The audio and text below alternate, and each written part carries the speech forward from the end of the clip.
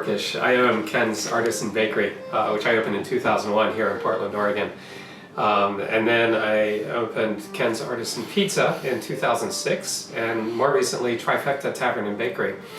I published my first book, Flour, Water, Salt, Yeast, which I happily won a James Beard Award for, and the book was published in 2012. It's a cookbook for home bakers that teaches you a lot about baking, mostly about breads. It also writes about pizza. And then more recently, I published The Elements of Pizza, also with 10 Speed Press.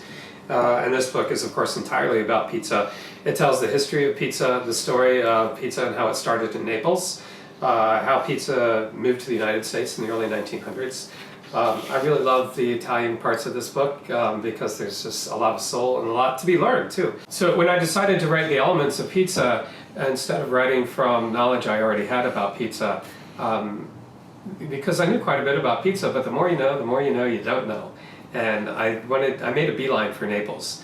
Pizza was street food for the people of Naples. It used ingredients that were all from there. Were inexpensive, maybe of good quality, but were inexpensive. The flour was from local wheat fields. The tomatoes were from right in Naples. The olive oil, the garlic, the oregano, the anchovies, they were all from right there. And that's how pizza began, was using all the ingredients that were from there.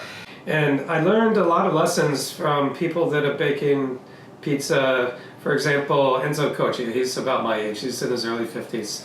He's been making pizza for 40 years. His father made a pizza, his grandfather made pizza. In his family, there's 100 years of pizza history. And I met other people like Enzo, Franco Pepe, for example, in Caiazzo. I met the people at the Caputo flour mill who've been making the flour for most of the pizzerias in Naples. I went on a tour of a tomato processing plant. I visited the mozzarella de buffalo factory or farm, and I learned so much about pizza and the way it's made in Naples. So it's just a little bit different about how I wrote about pizza in my first book. The process is actually easier, but I think it makes a better pizza.